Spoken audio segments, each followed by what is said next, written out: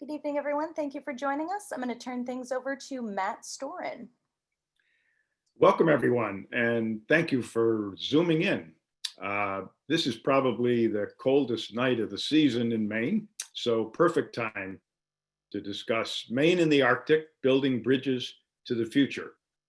This panel discussion is co-sponsored by the Camden Herald and the Camden Conference. Camden Herald is something different, and the Portland Press Herald. And I'm Matt Storin. I'm president of the Camden Conference.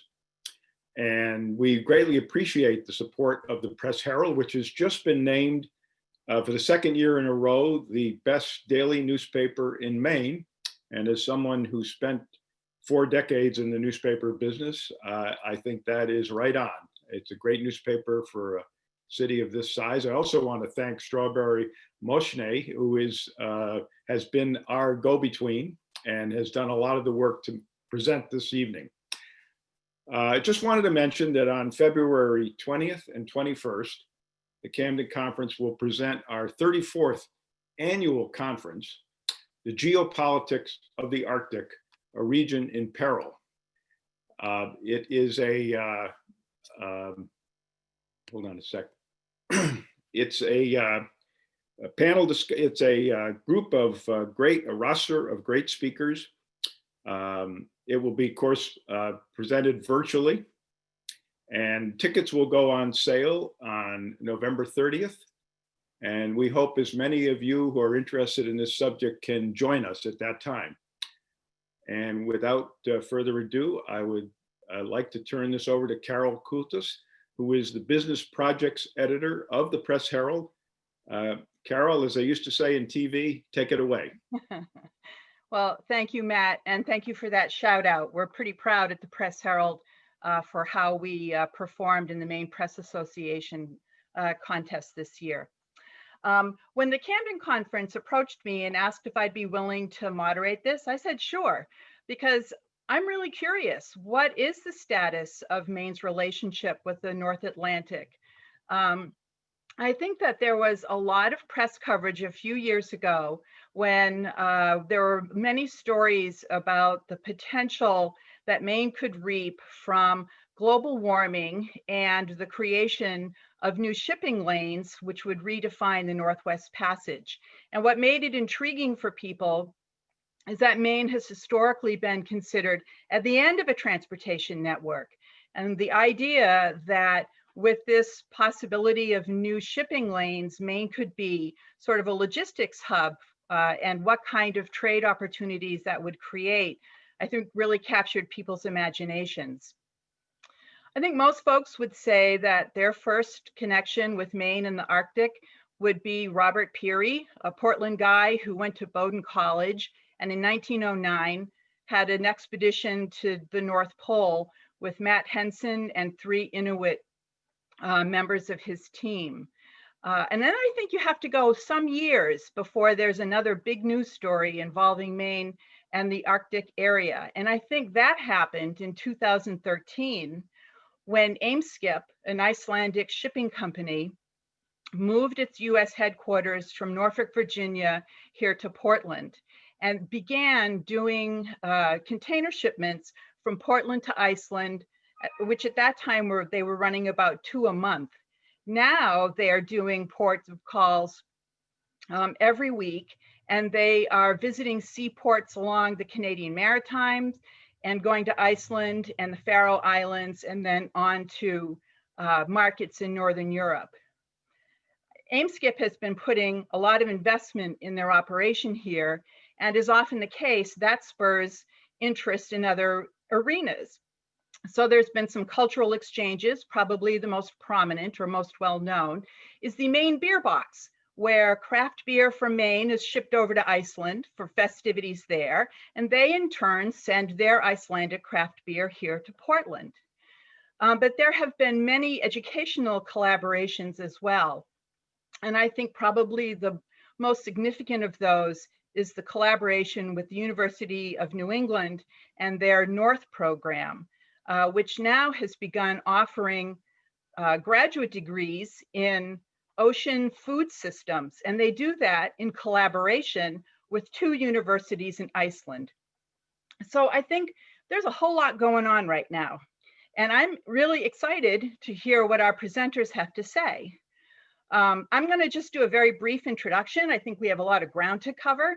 But if you're curious, you can go to the Camden Conference website and read expanded biographies of our panelists this evening. So, oh, and a word about format too. All of our presenters will talk for about 10 minutes on their particular area of expertise. And then at the end, we'll have a question and answer session. If you're interested in asking a question, please use the Q&A icon at the bottom of your Zoom navigation bar and submit your question that way. And we've got Strawberry at the ready, who will help queue up those questions when it's time. So without any further ado, I'd first like to introduce Peter Handy, who's the president and CEO of Bristol Seafood. That is a seafood processor and distributor that's been on the Portland waterfront since 1992. Interestingly, it is the first US seafood company to get a fair trade certification for its harvesting scallops technique. Peter comes from an entrepreneurial background, and he has held financial service positions with companies like JP Morgan Chase and Sanford Bernstein and Company. Next up, we have Dana Idness. She's the director of the Maine North Atlantic Development Office, which we in the press affectionately refer to as MNATO. And MNATO was formed in 2013 as an initiative of the Maine International Trade Center. Its missions to increase trade, investment, and collaborative activity between Maine and the markets of the North Atlantic, and also to develop Maine's engagement in Arctic affairs, which I think she's done really admirably. We've been at the center of some regional conferences as a result of Dana's hard work. She currently leads the Blue Economy Working Group for the Arctic Economic Council, and she's had a long career in international business in the private and public sectors. Next up, we have Jonathan Nass. He's the CEO of Maine Port Authority. I'm sure you all know that's the organization that oversees Maine's 3 seaports. But before taking that post, he was a deputy commissioner at the Maine Department of Transportation and has served as a senior policy advisor for Governor LePage on issues including transportation, education, emergency management, and tax policy. He also served 7 years in the US Congress, most recently as counsel to the US Senate Committee on Homeland Security. And finally, we have Dr. Holly Parker. She's the director of UNE North, the Institute for North Atlantic Studies that I referenced in my remarks just a few minutes ago. UNE North is an initiative to bring together researchers, educators, policymakers, and industry leaders from Maine and the North Atlantic region to collaborate on building resilient, healthy communities and robust economies. So in addition to her 20 years in education, she has worked alongside the maritime industry since she was a teenager. She's a really terrific sailor. So that is our panel. And I'm going to ask Peter if he would begin just kicking things off for us. So take it away, Peter. Great. Thank you very much, Carol. It's great to see everyone. My name's Peter Handy from Bristol Seafood. I live in Yarmouth. I have 3 kids, 6, 4, and 2. And I came to Maine about 7 years ago to join Bristol. And I ended up meeting both Maine and the Arctic pretty similar at the same time. I can't see my slides, but can you? There we go. Cool. So that's how you find me. One of the funny things about conferences like this is I don't get to see you. And one of my favorite things about conferences like this is meeting you. So if you want to meet, my email is right there, peterh@bristolseafood.com. Would love to hear from you. If you want to know more about Bristol, our website's there, or you can find me on Instagram. Bristol of Maine is what we do. And we're a seafood processor focused on telling the truth, making the highest quality products we know how to make, and sharing the story behind them. So I'll talk a little bit about Bristol's relationship with the Arctic and how it's really been central to what we do. The next slide, please. So Bristol started at a very inconvenient time. We started in 1992, and the chart you're looking at is fish landings in New England. And what you can see is that in 1992, they basically stopped. So what happened is Bristol was built around importing Canadian fresh fish, buying fresh fish from the auction in Portland, and buying it by the truckload, and then selling it by the parcel to companies in Boston and New York and DC and Florida. So if you can believe it, the founders started the business in 92, and in 94, the fish essentially disappeared. So that's a hard pivot. You can imagine buying a wood mill and there being no wood, right?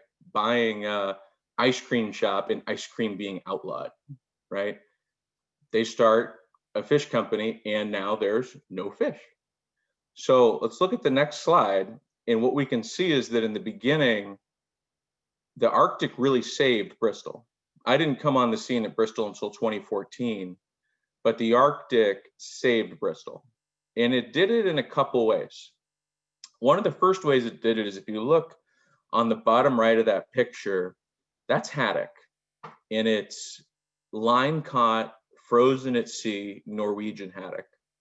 So what we did and what the company did back in the early 90s is when haddock was no longer coming in fresh, they looked to Norway and began importing haddock from there. Now, commonly fish in the New England area is harvested with a dragger or a gill net or something like that. In Norway, they fish that way too, but they also have line caught product, meaning that there's a long line set out that has individual minor lines with hooks and bait on them. So a fish comes up, bites bait, stays on the line, and then that big line gets drawn back onto the vessel, and each fish comes on the boat alive, is removed from the hook. And the special part is because the fish is landed alive instead of dead, it can be bled, so for freshness and quality. And then the fish is prepared to be frozen, and it's flash frozen on the boat within 4 hours of being caught. So you can think that from the time it's caught and frozen to showing up at our plant frozen and we thaw it out, biologically, the fish is extraordinarily fresh. And what you're seeing in this picture is how we thaw it in our plant. And that piece of equipment we use is actually designed for us in Iceland and sent over probably next to some of the very same fish on an aim-skip vessel into Portland, where we operate it every day, and it's where we process our fish. So it's really a central part of our story. Let's look at the next slide. There's the aim-skip vessel. If you ever drive by it, you see white boxes on it, chances are they're full of fish. And if they're full of fish, chances are they're going to Bristol. If you look on the horizon, you can see us in a white building. And we always love to see the vessel pull up because we know it gives us some more work to do. So after doing this, I knew I had to go to Iceland. You know, I came to Bristol in 2014, started learning about all these connections. I said it'd be great to go to Iceland. And one of the first things that stood out to me is, you know, some people love the natural beauty. Some people love how kind of busy the airport is. Some people love the pools. But what I love, you'll see on the next slide, is the gas stations. The gas stations in Iceland are spectacular.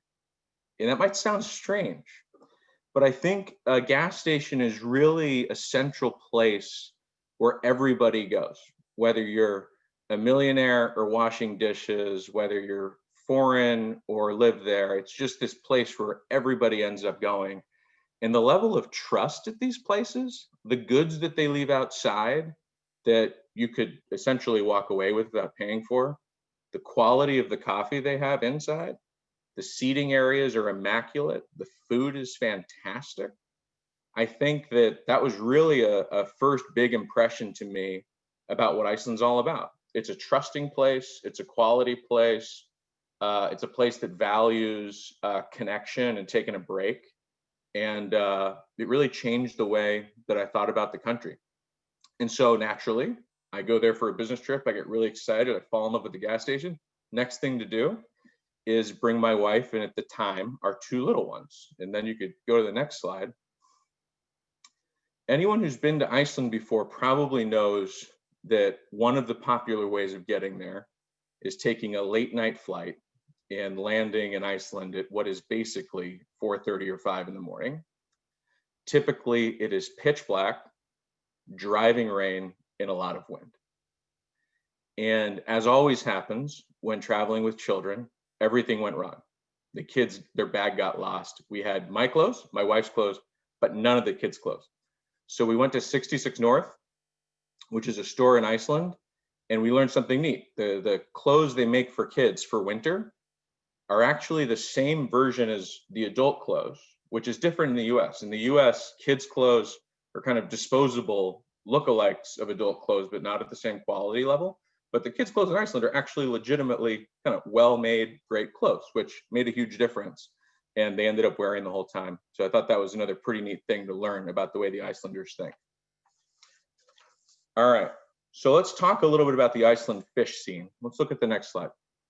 Iceland catches a lot of fish, 4.3 billion pounds. The next part is going to show you that there aren't a lot of people there. It's only 360,000. So if you put it all together and look at the next one, what you'll see is that's 12,000 pounds of fish for every man, woman, and child in Iceland every year. A lot of fish. If you compare that to the US, on the next slide, what you'll see is we catch 12 billion pounds, catch a little more. We have 330 million people. And so it's only 36 pounds per person. And when you think about how industrious we are, we still send a third of it away to other countries to process it and then get it back. So we're really only dealing with 24 pounds. And what happened is at a certain point, the country said, all right, we're sending away this 12,000 pounds of fish per person without doing really any processing at all. We ought to do some processing, but that's so much fish relative to the number of people. On the next slide, you'll see my favorite Icelandic phrase. They say, "Þattaradast," right? I can't speak Icelandic, I just pretend. And what it means is in the US, sometimes we tell each other, like, don't worry, it'll all be okay. Like, it'll all work out great in the end. In Iceland, when they say this, it's with a level of swagger where it's like, it's all gonna work out okay. We got this, we got this. And so one of the things they did on the next slide, Morel is a fish processing company that does incredible technology for being able to enable these people to handle that 12,000 pounds of fish per person and process it well. And so they've done that. It's a very successful company that we have some partnerships with and work with them in Maine for some of our processing technology. But the trouble is, as you'll see on the next slide, you know, kind of the dog caught the bus, right? All of a sudden, once you process fish, if there's 12,000 pounds per person, now you have 6,000 pounds about of heads, tails, skin, and bones per person. And so what in the world do you do with that when you're on an island in the middle of the Atlantic?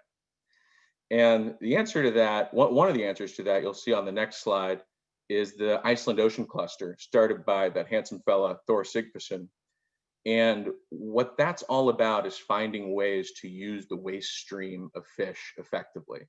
What are other products that can be made, from collagen extraction to protein extraction to use of fish skin, from anything from candy all the way to pharmaceuticals. And that was transformative for the way that Iceland dealt with this pile of fish waste and made it into something of value. They did it out of necessity because there was really nothing else to do with it. And then on the next one, what you'll see is that we're starting to do that same thing in Portland. So Patrick Arnold and his wife, Janine, recently started the New England Ocean Cluster House that's aiming to do that same kind of work, and we're proud to be a part of it. And so in closing, what I'd say on the last slide is really the Arctic's been crucial for us in terms of sourcing. You know, it saved our company. Without it, we'd be out of business. The processing technology has enabled us to do some really incredible work and empower our employees to do more than they otherwise could. The ideas and culture are really a part of how we think about seafood and what quality products mean for folks. And logistically, having AIMSCIP show up a quarter mile down the road has been extremely helpful as we bring this technology and resource into the state of Maine. Thank you very much for listening to my story, and I hope to meet you all.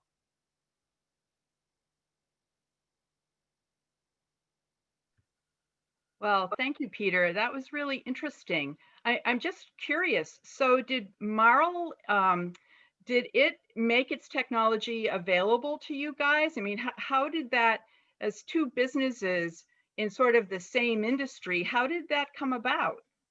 It's a great question. So they really started, they don't actually process the product, but they create the machinery and technology to do it.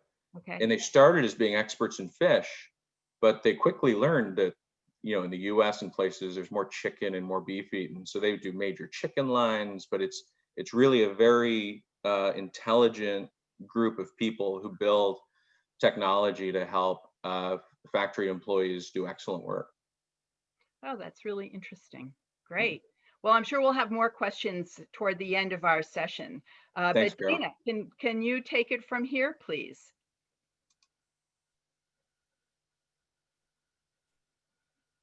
Okay. Am I on the screen now? Yes. Okay, thank you.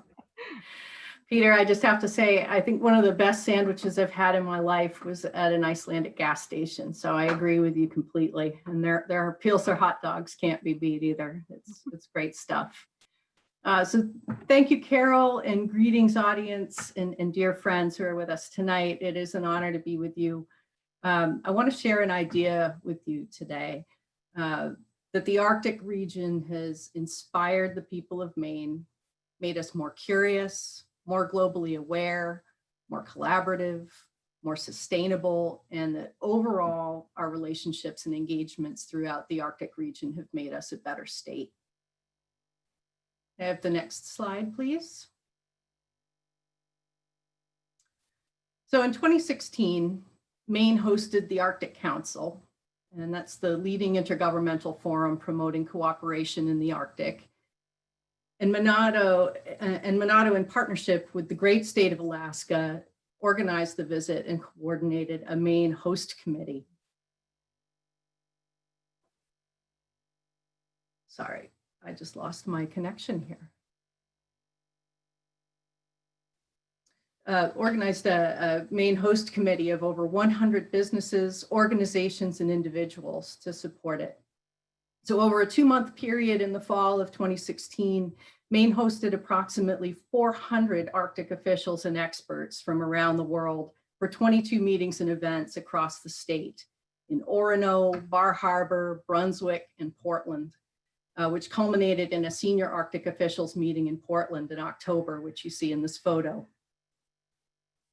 Hosting the Arctic Council brought to light the Arctic expertise that we have in Maine, and big recognition was deserved and had by Bowdoin College's Arctic Studies Center, the Climate Change Institute at University of Maine, and the Biodiversity Research Institute in Portland, to name just a few, which combined have over 220 years experience working in Arctic communities. So this gave us credibility as a host state, but interestingly, the experience also made it possible to take an inventory of what else we have to offer in the Arctic. And we also learned that we have much to learn from high north communities that have environmental, health, and business issues not dissimilar to our own.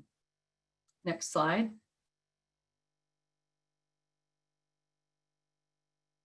So since the Arctic Council events in Maine in 2016, Monado has led Maine engagement with Arctic partners and platforms around the world. And we've seen Mainers on stage at prestigious international events like this one, and participating in public discussions at world-renowned think tanks.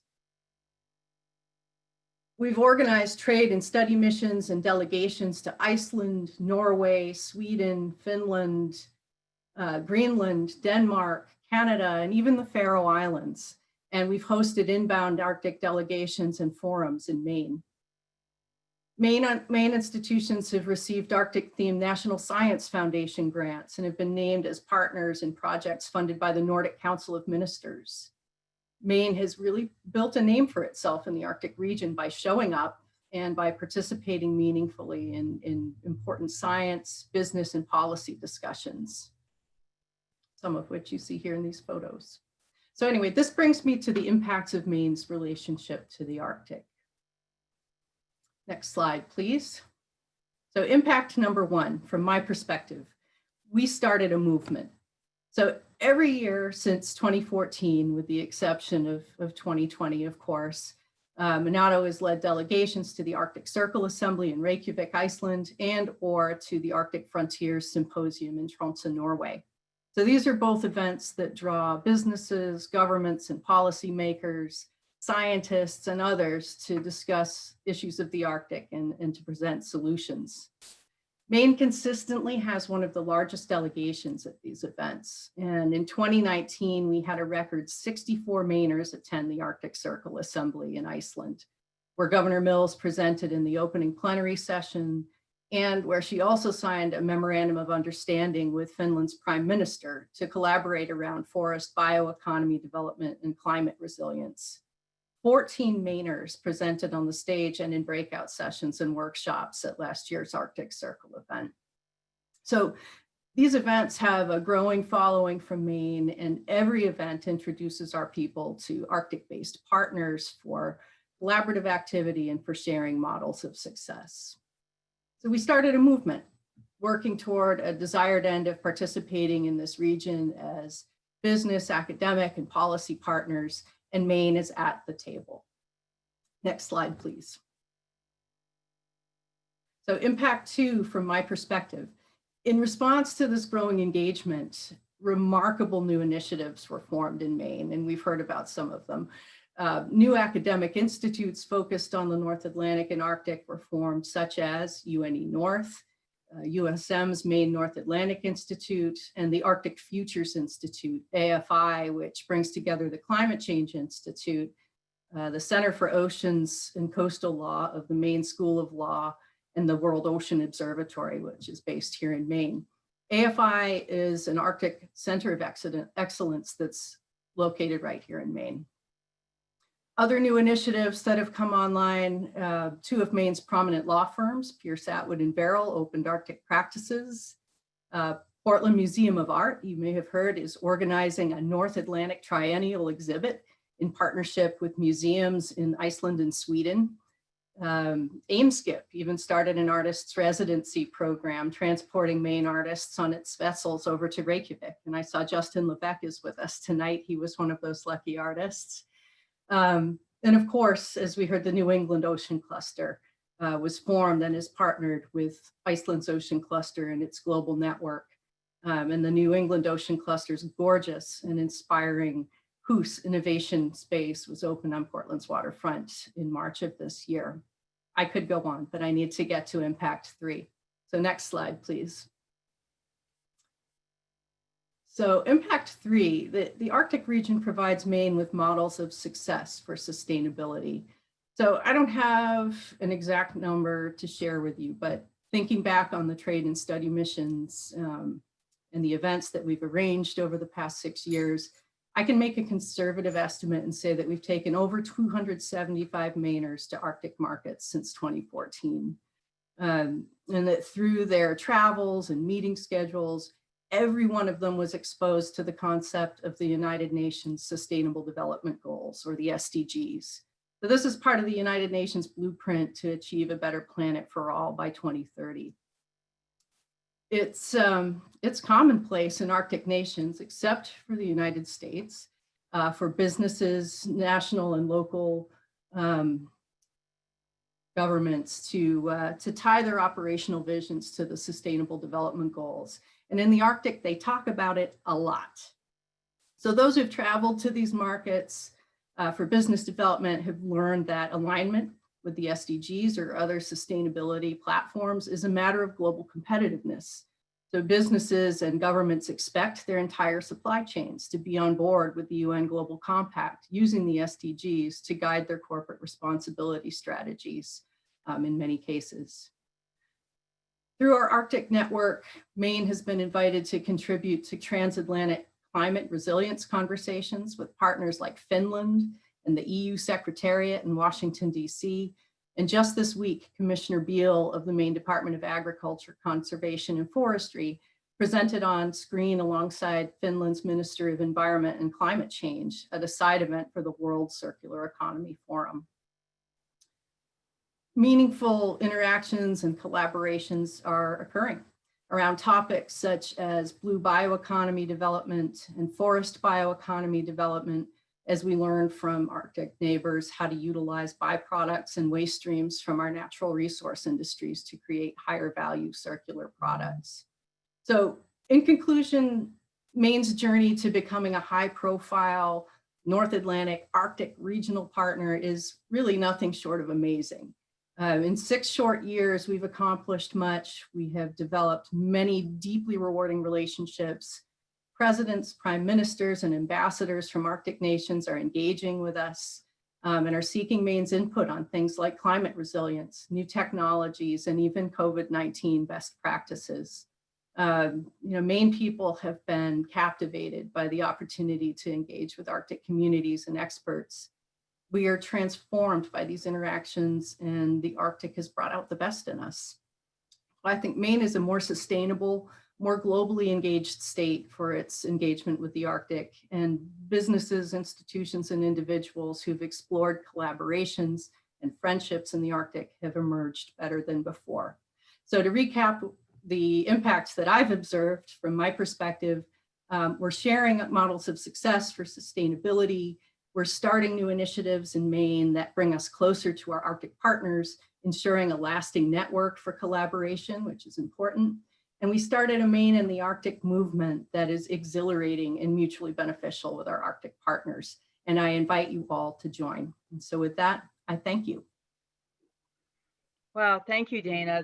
That also was really interesting. I wonder, can you offer an example of a Maine business or a Maine organization that has been able to use that collaboration to solve a problem?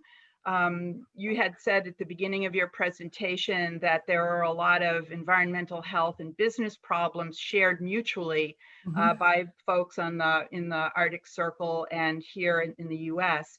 And I just wonder if you've seen any results from that. Have there been businesses that have either adopted a new best practice or solved a problem that they were dealing with because of the collaboration with these new partners?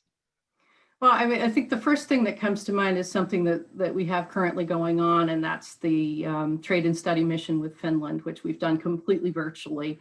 We took a week-long mission and turned it into 2 webinars, some online matchmaking, and then throughout that matchmaking, we discovered that there were some themes that we needed to explore further, mostly for the For Maine initiative, which is the Forest Opportunity Roadmap initiative for Maine.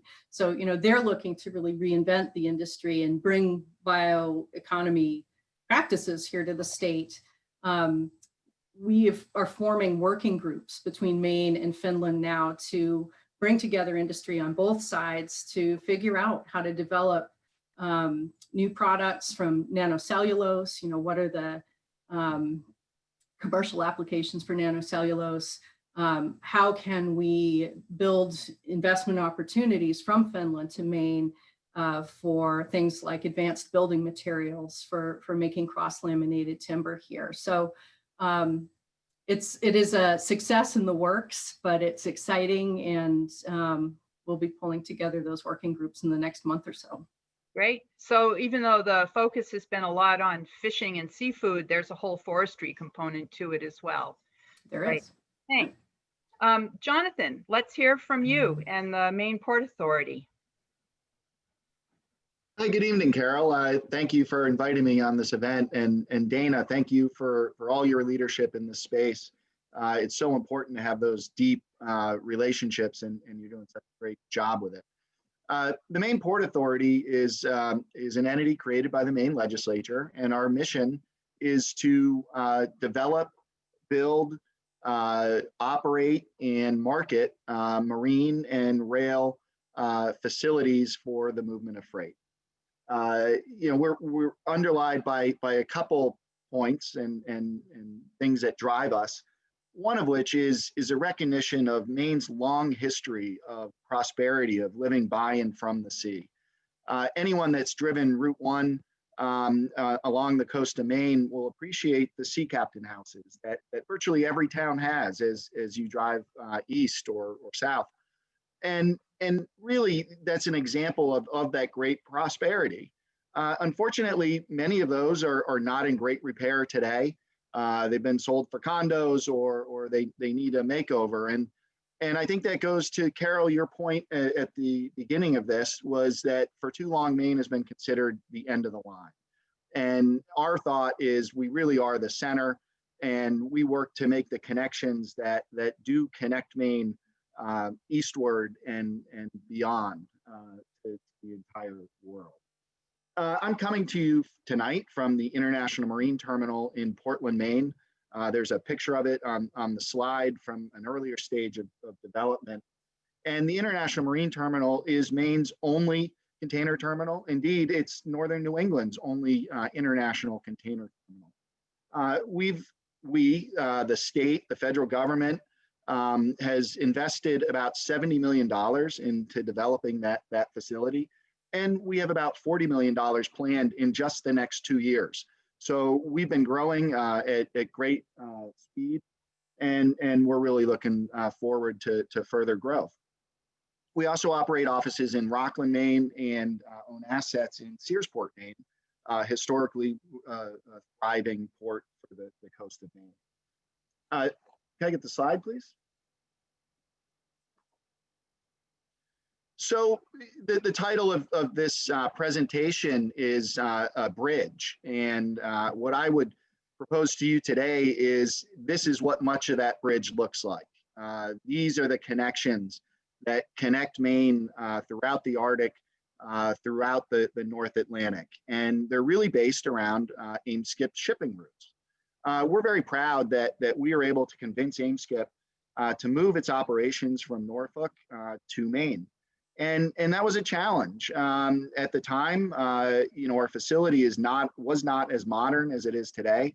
We had one 20-year-old crane, some older piers, some older facilities, and we were able to convince them that Maine is the place for them. And some of that was the strong connections and support from all our state and federal leadership. That commitment was backed up with real investment. And we've been, since 2013, investing consistently, and we've been rewarded with great growth.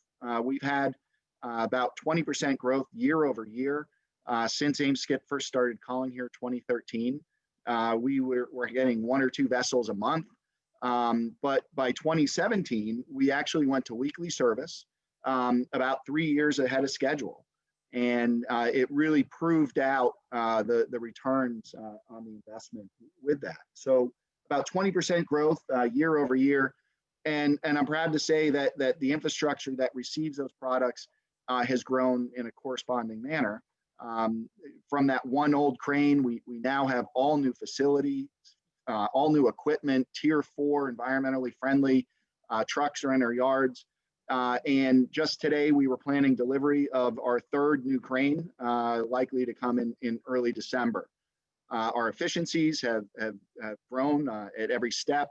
The ILA, who handles the actual movement of the boxes out in the yard, get more productive every single day. They're out there working, and it's a great teamwork between AIM-SCIP, the union labor, the Port Authority, and all the Maine businesses that use our facilities.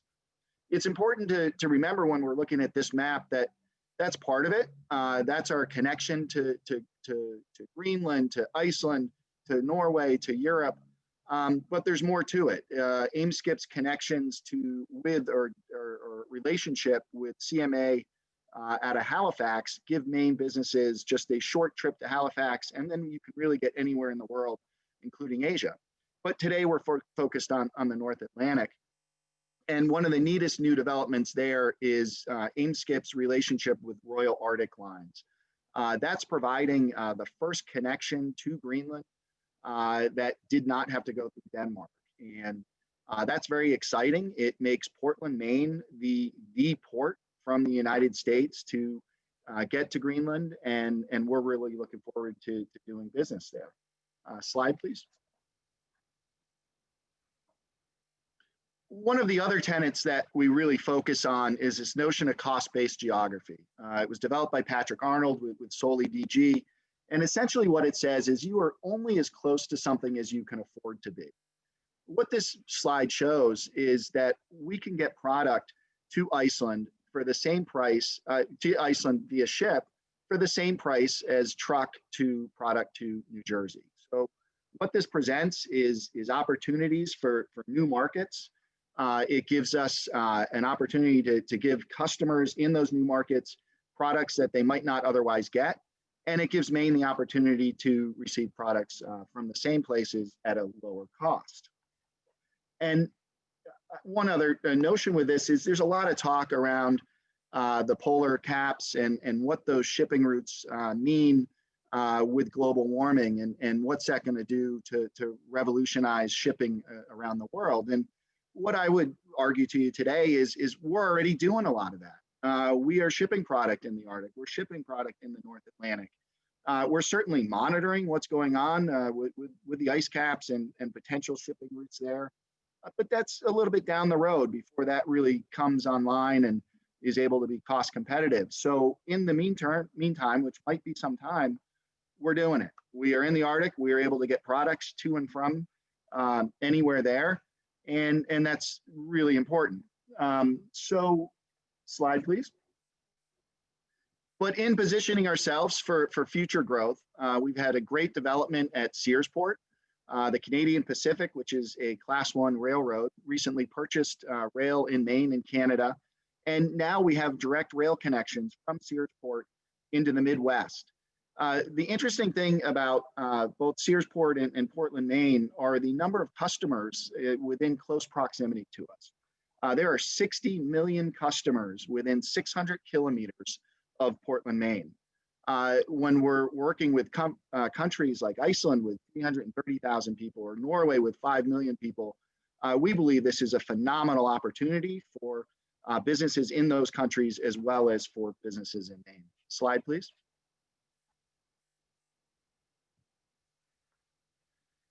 And so we continue to invest into the needs, into the market. And that's been our strategy all along. We listen to business, we try to figure out what their needs are and invest into those. And clearly, one of the real needs out there was cold storage. We're proud to say we just got permitting from the city of Portland. We're working with international developers who will be building the building. The Port Authority will simply have a ground lease. And what this is a recognition of is how much of the frozen product is moving through this terminal. On a typical vessel, we're talking about 30% of those containers are refrigerated containers. A lot of them are going to Peter Handy's shop at Bristol, but many other seafood processors throughout the country.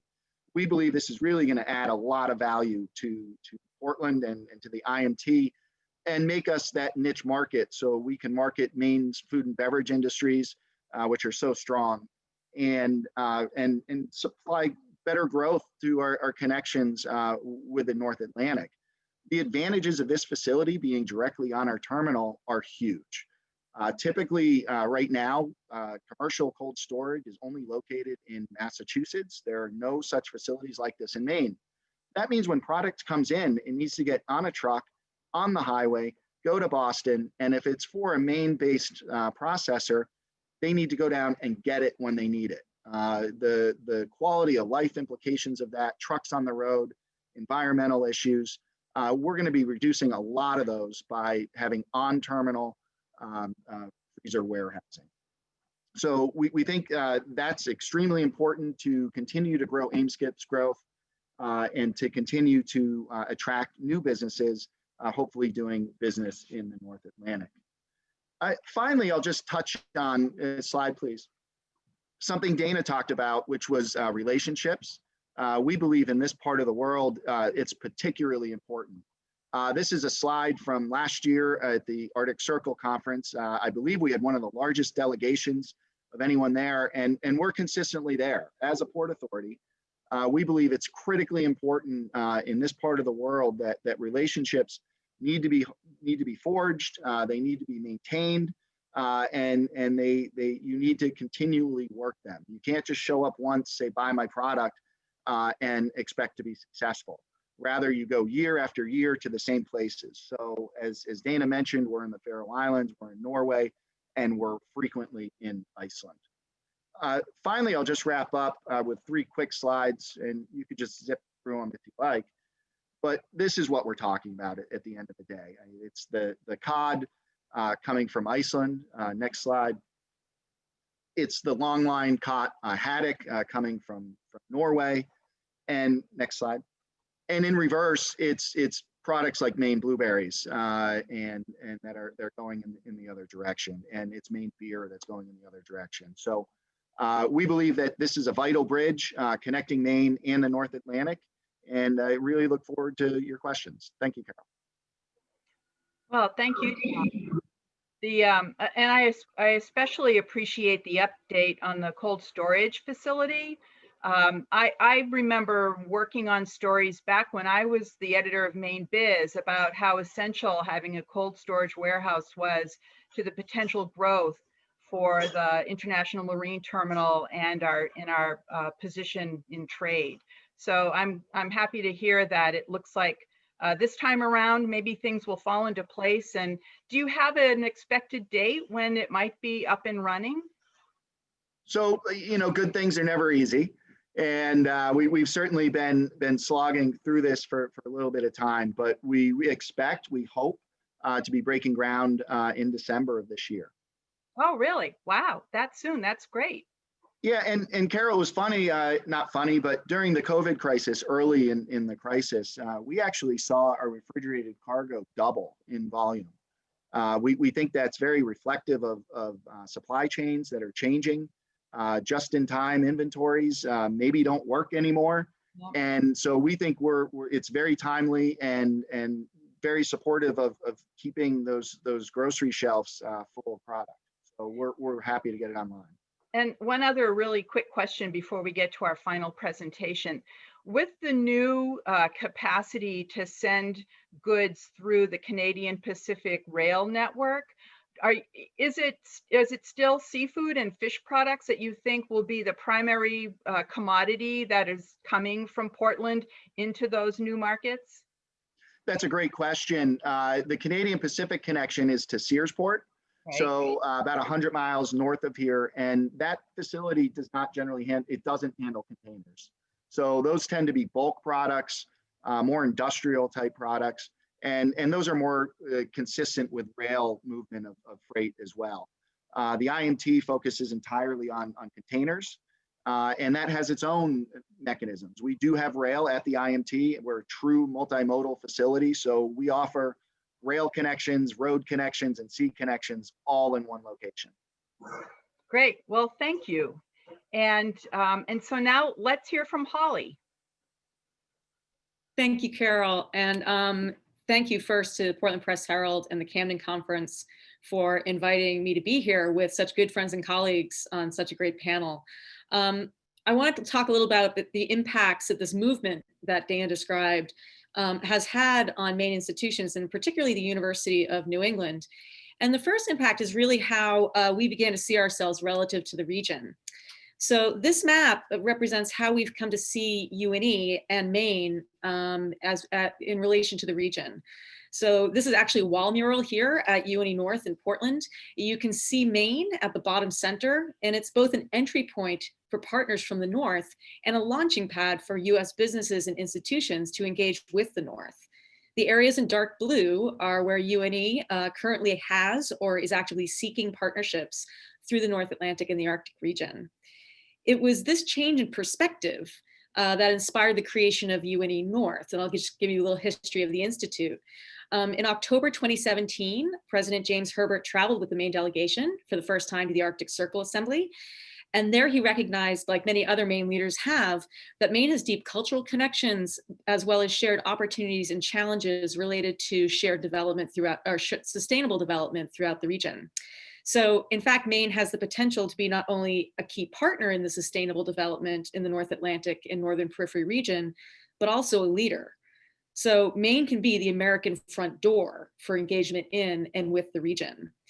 So UNE, with its broad and deep resources as an R2 research university, with our particular strengths in the life sciences, health sciences, and marine sciences, had much to contribute, but also to learn from northern-facing partnerships and initiatives. So a mere 8 months later, in May 2018, Senator Angus King helped us celebrate the launch of UNE North, the Institute for North Atlantic Studies, to shepherd UNE's engagement in the region. UNE does move quickly when we see an opportunity to have a positive impact for our students, our faculty, and for Maine. Next slide, please. So you'll recognize these from Dana's slides. These are the UN Sustainable Development Goals on which UNE North bases its work. The mission of UNE North is to connect researchers, educators, policymakers, and industry leaders from across Maine and the North Atlantic to implement collaborative approaches to building resilient communities, healthy environments, and thriving economies. We're grounded in the UN Sustainable Development Goals, and we have a growing network of partners, including in Iceland, Canada, Sweden, Norway, and the UK.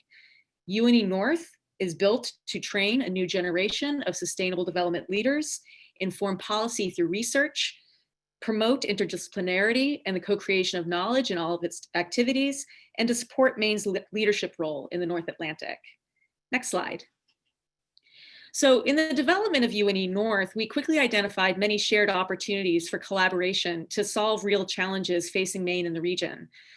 In the lower right-hand corner, the photo represents the pronounced rural and urban divides we see in both here in Maine and our partner countries. So a key question is, how do these geographical and population demographics create challenges, particularly for rural communities? And what can we do together to both support the growth of economic centers like Portland and Reykjavik, while supporting thriving rural economies and communities? A second theme in the upper left-hand corner is aging health. So many of us know that Maine is by age the oldest state in the country, and many of our partner countries in the North are facing similar challenges for their aging populations. So how could regional collaboration help us identify technologies, best practices for serving the needs of seniors, particularly those who want to age in place in rural communities? We also share natural resource-based economies throughout the region, as Dana indicated. We share fisheries, aquaculture, forestry. So how can our technologies and innovations help support the growth of blue and green economies throughout the region? And finally, in the lower left-hand corner, and I rarely do a presentation without a puffin, it represents our shared environmental challenges related to climate change. How can we collaborate to not only mitigate climate change, but also reduce the impact of human activity on natural systems as they adapt to climate change? Next slide, please. So in addition to changing how we see ourselves related to the region and recognize shared challenges and opportunities, a second key impact for UNE is the development of a broad range of strategic partnerships throughout the region.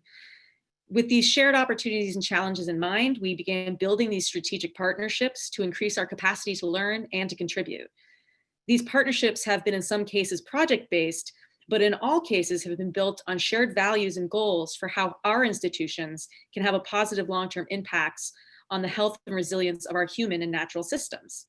So on this slide, as you can see, our partnerships range from other higher education institutions, including several represented here that are in Iceland, to economic and rural development organizations like NORA in the Faroe Islands and Highlands and Islands Enterprises in Scotland, to quasi-governmental initiatives like the Northern Periphery and Arctic Program of the EU. Our philosophy is simple: getting good work done with good people. And in our first 2 years, that philosophy is really paying off. So next slide, please. So with any initiative at UNE, we measure success first by student impact. More than 55 undergraduate and graduate students have studied in Iceland through our exchange with the University of Akureyri and several of our travel courses. Indeed, our only 2 students studying abroad this semester are in Iceland. We are currently working to expand exchange opportunities to include new partners at Reykjavik University and the University of Iceland. As Carol mentioned, with the support of UNE North, UNE's School of Marine and Environmental Programs created the Professional Science Masters in Ocean Food Systems with the University of Akureyri, Holar University College in Iceland, and the University of Gothenburg in Sweden. This innovative program is training sustainable development-minded leaders to not only strengthen blue economies, but also address issues of food insecurity. So in addition to education initiatives, our work has resulted in collaborative interdisciplinary research and public education partnerships with institutions throughout the region. For example, UNE is the first US member of the COVID-19 response group of the NPA, the EU's funded Northern Periphery and Arctic program. UNE North is co-coordinating 6 thematic projects that are analyzing data from across the region in order to make policy recommendations and identify areas of future collaborative research. UNE North will co-author the final report synthesizing all 6 research projects and has been sharing Maine data in collaboration with the Maine CDC with those projects. In collaboration with UNE's newest center, the Center for Excellence in Digital Health, and the Consulate General of Canada in Boston, UNE North will co-host a virtual symposium, Digital Health in the Rural North, in February, in order for experts, students, policymakers, and even investors to share what we have learned about how digital technology can support rural community health, especially in this moment of pandemic. Of course, UNE faculty members and researchers are always contributing to important conferences like the Arctic Circle Assembly, where key research initiatives and new partnerships are built. UNE is also a member of the University of the Arctic, a consortium of more than 200 institutions worldwide to address education and research needs in the North. UNE faculty member and founding UNE North director, Barry Costa-Pierce, recently formed a thematic research network on ocean food systems through the University of the Arctic, which will harness the power of University of the Arctic members to further research to advance blue economies. And finally, internally, UNE North is elevating the role of the UN Sustainable Development Goals at the university writ large. We've formed an interdisciplinary affiliate team of faculty, professional staff, and students from across the university to work to increase awareness of the goals and also deliver sustainable development leadership training across all programs. We also hope to begin offering sustainable development training to external partners and businesses looking to harness the power and potential of the SDGs in 2021. So that's a quick overview of what we're up to at UNE North. It has been a wonderful first few years, and we are looking forward to what is to come. And I look forward to answer questions. Thank you, Holly. That also was a really interesting presentation. I'm particularly impressed with the way that UNE is integrating all of these different disciplines to bring all of its offerings together in that sort of focused format. I'm curious, you talked about the project work that you're doing around COVID-19. Mm-hmm. Has the pandemic sort of sidelined your exchange program, or are you doing things online in terms of your graduate program? I mean, how are you handling educating during this time? So education at this time, for the university students is a hybrid. For our global students, as I mentioned, our only 2 students studying abroad through our vast exchange programs with our campus in Morocco and other programs in Spain and France. Our Icelandic students are the only ones studying abroad at this time. Our professional science master's students did have to delay and postpone their 2-week immersive, which is part of their program. They go to Iceland for 2 weeks and do an immersive training there, and they go down East Maine for 2 weeks and also do training there. So that Iceland trip had to be postponed for this cohort, but they will be doing that hopefully in 2021 when we are all free to go back to Iceland. Great. Well, thank you, everyone. I think that we can transition now into the Q&A part of our webinar tonight. I have a question that I'm going to ask, and then I see we've got 12 questions lined up in the queue, so hopefully we'll have enough time to get to all of them. I would remind folks that this is being recorded and it will be posted on the Camden Conference website, and also I believe on the Press Herald. So if you need to make supper, or there's some pressing concern, you can come back and see all of this at your leisure. So the question I have has to do with there's been some volatility, I guess you could say, in our trade relationships over the last several years. The old NAFTA is gone and there's a new trade policy in its stead. And tariffs were imposed in ways that there hadn't been tariffs previously. And I'm wondering if you are seeing any impact from these new trade policies, and also if there's a particular kind of trade policy that you would like to see embraced that would really help develop these North Atlantic partnerships even further. So I don't know, Dana or John, did you guys want to address the whole thing with the new trade regulations, and we can take it from there?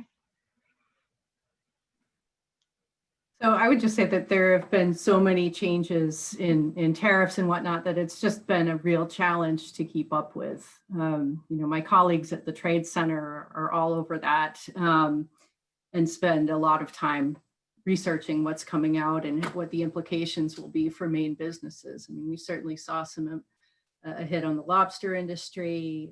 Steel tariffs were an issue. Overall, though, I guess I've been surprised. I mean, certainly there are sectors of industry in the state that have suffered greatly, but business continues. And I can't really explain it. There are so many variables, but, the John's port keeps running, the ships are operating. He said that, the refrigerated cargo, what did you say, it doubled in the past few months, which is incredible. So, business goes on, in terms of trade policy we'd like to see embraced. I've never actually put together that wish list, but, we're probably missing the boat if we don't come up with some sort of trade agreement with the EU. So I would say that would be on my wish list to focus on that. Great. Well, it's funny, I checked the Wiser Trade data before this webinar. For those of you in the audience, if you're not familiar with Wiser Trade, it's a database that brings together all of the export and import data based on federal census reports.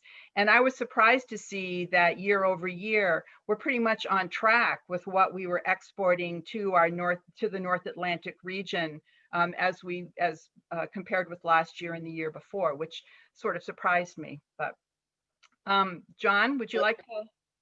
Yeah, I just say I have a great deal of sympathy for those that are hurt by trade policies. It often seems unfair for those folks. But there are, from our perspective of having that bridge, that connection to ports, we have a broad spectrum of customers that use this facility, and there are so many variables. I mean, there are currency issues or the state of the economy in Iceland or Norway probably have a bigger impact to our growth. But I would say this year in COVID will be the first year we didn't have a 20% growth, but we're about level. And we think that that's the new growth in this dynamic, at least. Wow, interesting. Peter, how about you? Have you had to scramble in order to keep up with the changing trade regulations over the last few years? It certainly kept us on our toes.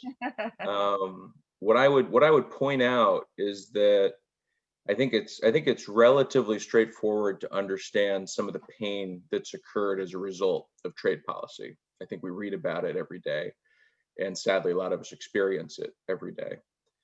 One of the potential bright spots that I would point out is that every year the U.S.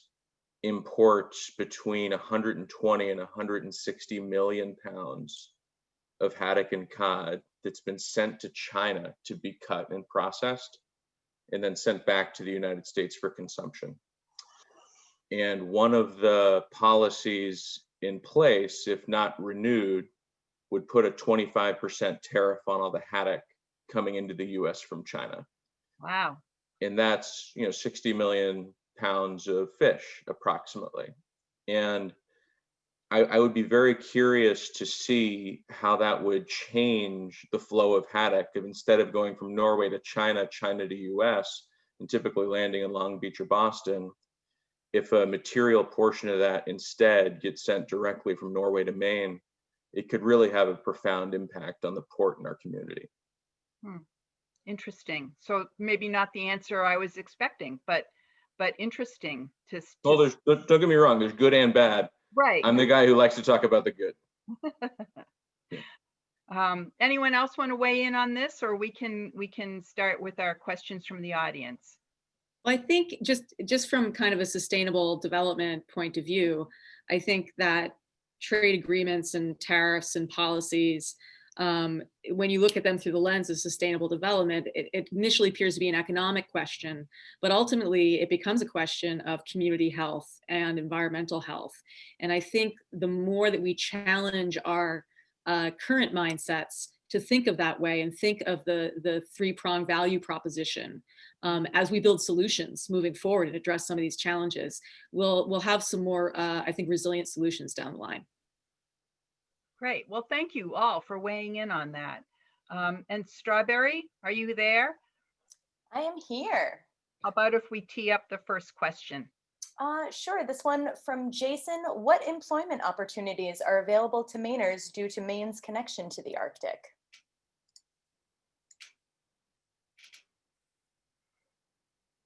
Oh, yeah. Well, John, I know that the Longshoremen's Union was talking about finally having steady employment and the potential for growth, right? Sure. The ILA 841, our local here at the terminal, have had great growth in their personal income. They have a contract with AIMSKIP. Their starting salary is about $35 for heavy equipment operation, and phenomenal benefits, probably some of the best in the state. So certainly that's one avenue, but we really look at the investment here at the terminal as not the benefits to the shipping and the logistical businesses, but what are the benefits to businesses throughout the state.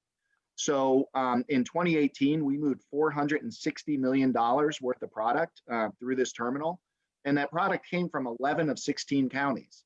So it's blueberries in Washington County, it's potato products from Aroostook County, it's wood products from all over the state. And really, we look at that potential of how can we make Maine businesses more competitive so they can grow, they can create jobs. And we think that's the biggest impact. We do have jobs here at the terminal, but relatively small compared to the potential of Maine businesses being more competitive. I'd also say that in the land of seafood processing, we have 20 open positions at Bristol right now. Wow. And that's in large part due to the growth that's been able to be supported through the Arctic. And the types of roles have changed from somebody who would have a knife and be cutting product all the way up to machine operation and automation planning. And so it's changed the type of role. It's changed the compensation that's available, but there's certainly jobs available.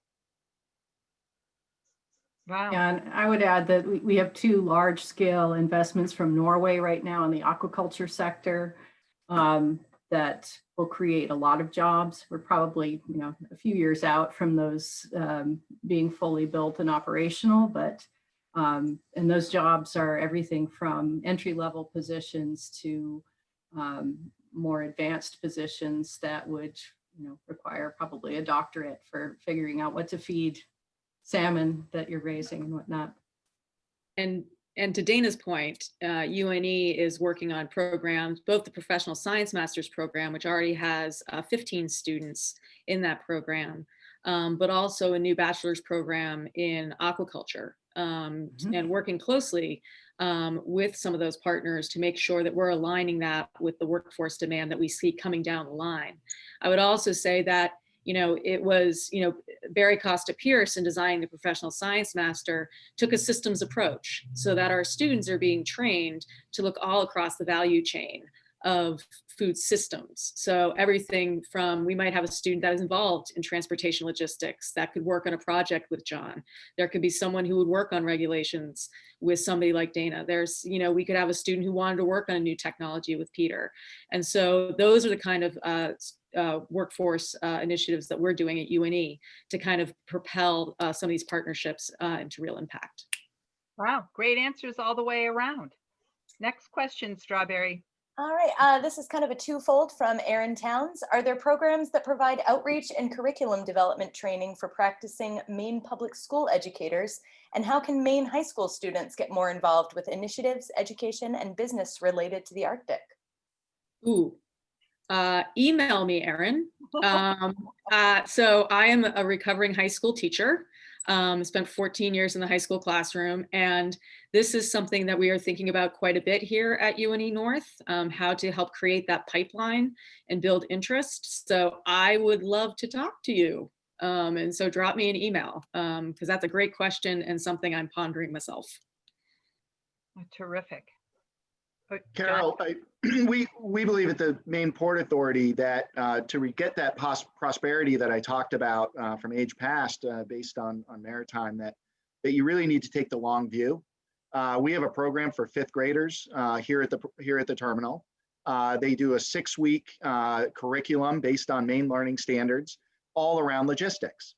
So they learn geography. Well, where did that banana you had for a snack today come from? How did it get to you? Environmental issues. What's the most environmentally sound way of shipping anything? Well, it's on the sea. And so for 6 weeks, they take that program, and then the visit traditionally has culminated in a visit to the terminal. So we've got a gentleman who's a former teacher who's come up with dinosaur names for all the equipment. It's Liftosaurus Rex, and it really gets these kids excited about it. And one of our most recent relationships is with the Maine Ocean School in Searsport. That's a high school dedicated to kids that want to focus on the ocean.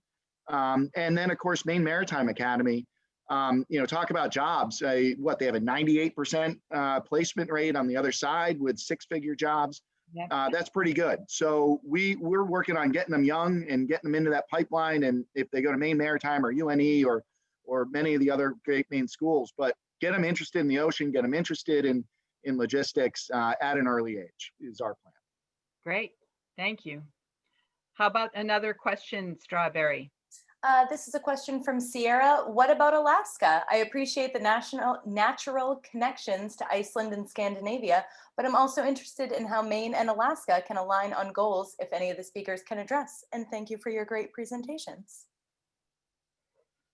So this is Peter here. We do some business in Alaska already. So and interestingly, Alaska does some business with Iceland and Norway.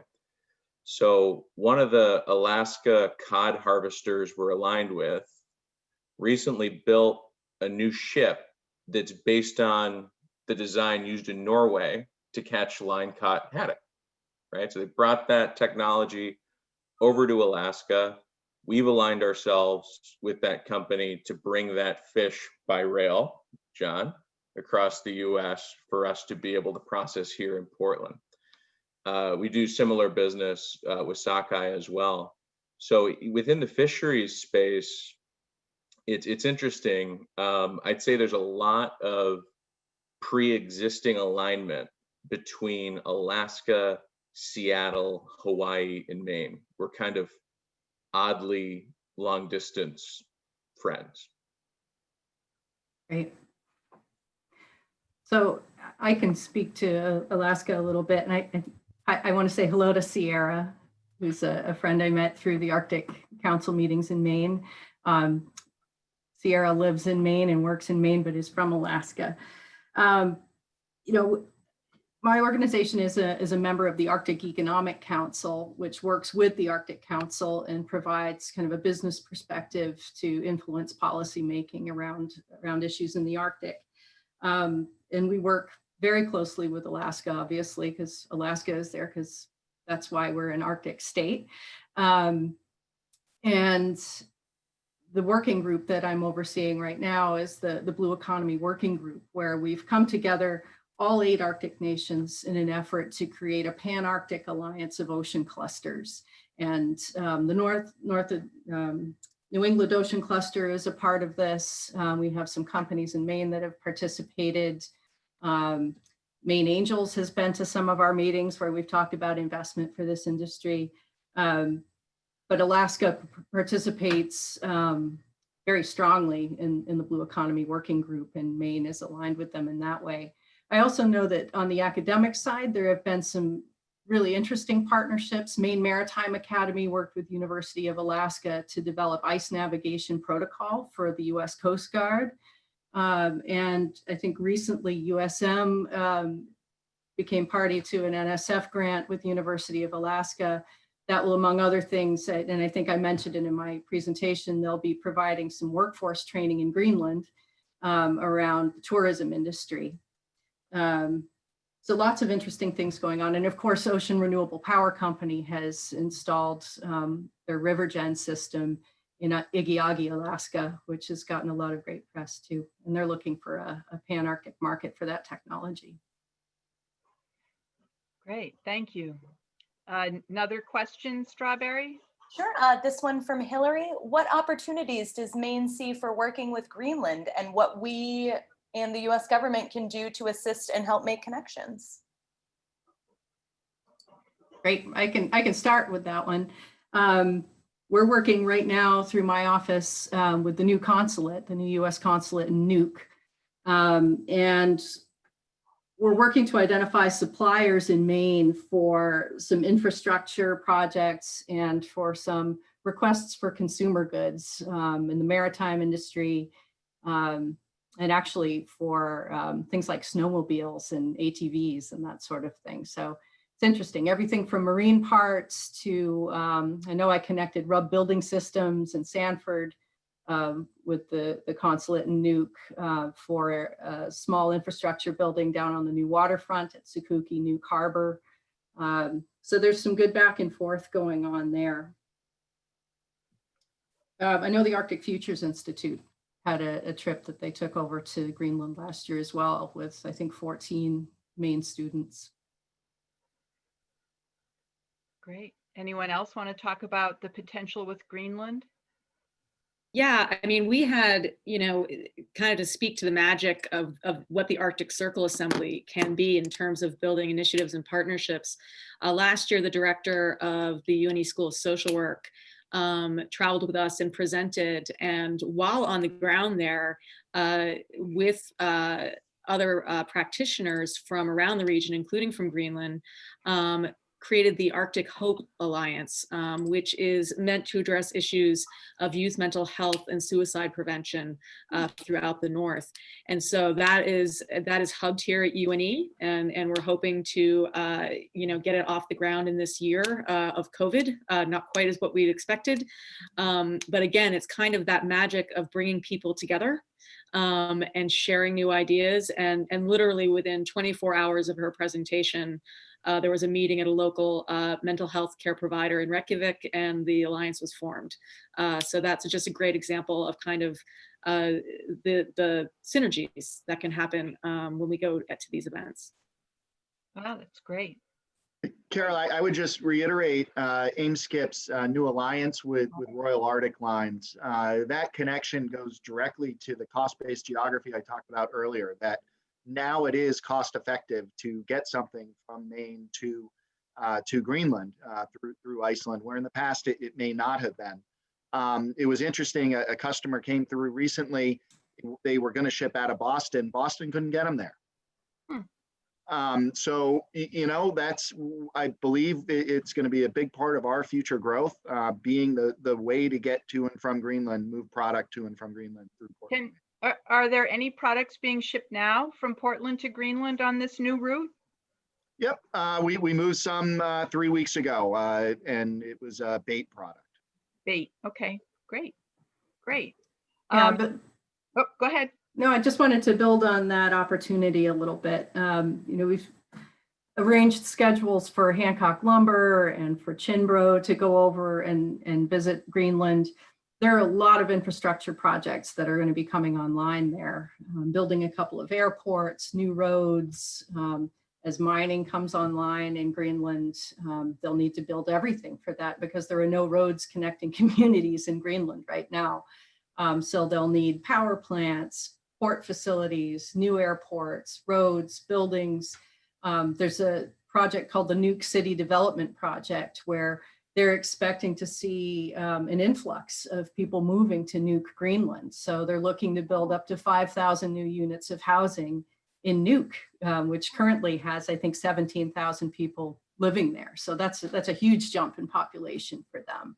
And they want to build stadiums and tunnels. And so there's a lot of opportunity for Maine to be a supply chain partner for building out this stuff. And so now that we've got this weekly service out of Portland, we're really well positioned to be a preferred partner for some of these projects.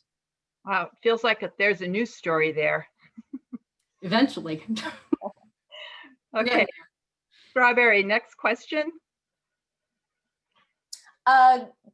Double question from Brian for John. What is the estimate for the completion of the cold storage facility? And is there any talk of connecting Portland to Searsport by rail after the facility is finished? So the cold storage facility, I should step back a little bit, is being built by our partner developers. That's Amber Infrastructure based out of London and TFIC based out of here in Maine. And so they'll be managing the procurement and that construction process. And what will be at the Port Authority is a ground tenant. We'll essentially have a lease payments based on throughput through that facility. And it will help our growth overall. So we do have the permit now. I understand RFPs for construction are on the street now. And, you know, our targeted break ground is December. You know, those things are always a bit of a guess. But a few more things have to come together, but we hope to break ground in December, and we think that's about a year-long construction process. As far as connections, rail between Searsport, that's something we'd look at, but it's not that direct on one rail line. So the new Canadian Pacific line essentially goes north from Searsport. Our rail service here at the terminal is Pan Am, and that basically goes south. So that could be some infrastructure issues before we could get that going. Great. Let's take another question, which then puts us down into the single digits for questions. Here we go. Question from Adam. Can panelists address where they would prioritize future federal stimulus investments in Maine to accelerate the Arctic opportunity? Oh, that's a great question. I think John should answer that question. No, I think what we've demonstrated is that smart infrastructure or smart investment into infrastructure pays off. And when we work with our private partners, we always like to talk about who does what best. So environmental cleanup, when we took over this brownfield, environmental liability is something that government generally handles a little better than business.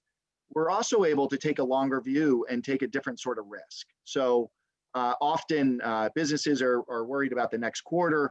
What are the returns going to be? We can take risk.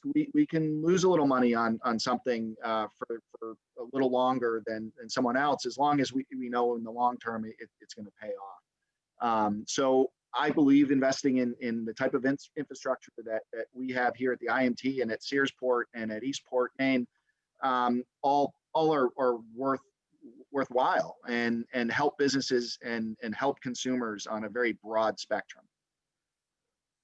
Great. And so I'd add on and this is a little bit of a circuitous route to that, but federal investment in science and research is an enormous, the pot is getting smaller and there are more challenges than ever to face.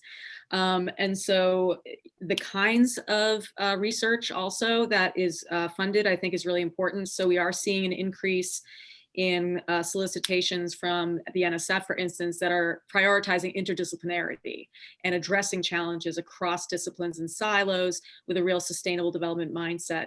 The more that we can see that and fund that, the more collaborative we can be. And also finding ways and structures to promote collaboration internationally. in research, so that we can really leverage the best learning that's happening globally to create even local solutions. So that would be a piece for us. Right, mobility funding is important for students too. Yeah, mobility funding is huge, both for students and researchers. Great. Next question, please. We often hear about the lack of opportunities for young people here in Maine as one of the oldest states in the US. How can we make Maine's young people aware of the exciting possibilities for which you and your colleagues have laid the groundwork?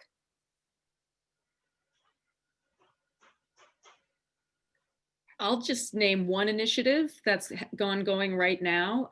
It's called Sea Maine, the Seafood Economy Accelerator Project. It's very much aligned with the For Maine project that worked with the forestry industry and started to collaborate on how they can not only build a workforce, but communicate the opportunities for careers in the industry. So there's a group of folks working from across sectors on doing the same for the seafood industry. And that work is underway. It's funded by the EDA and supported by the congressional delegations. So we're very excited to be underway with that. We just received funding in the spring. So we're just getting underway with that work.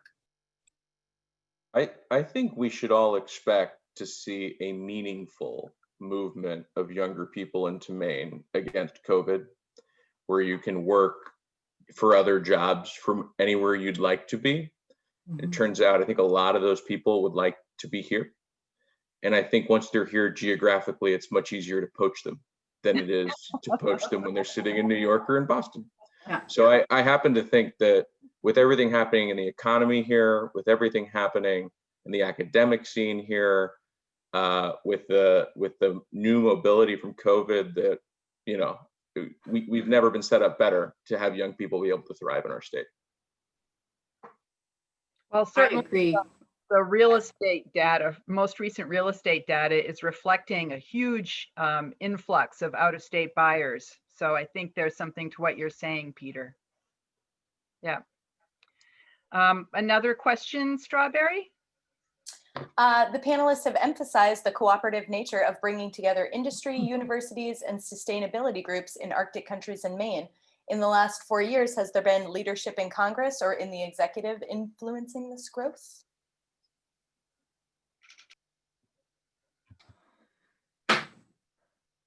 We've been universally supported by Maine's congressional delegation. Each and every one of them has played a role in our success.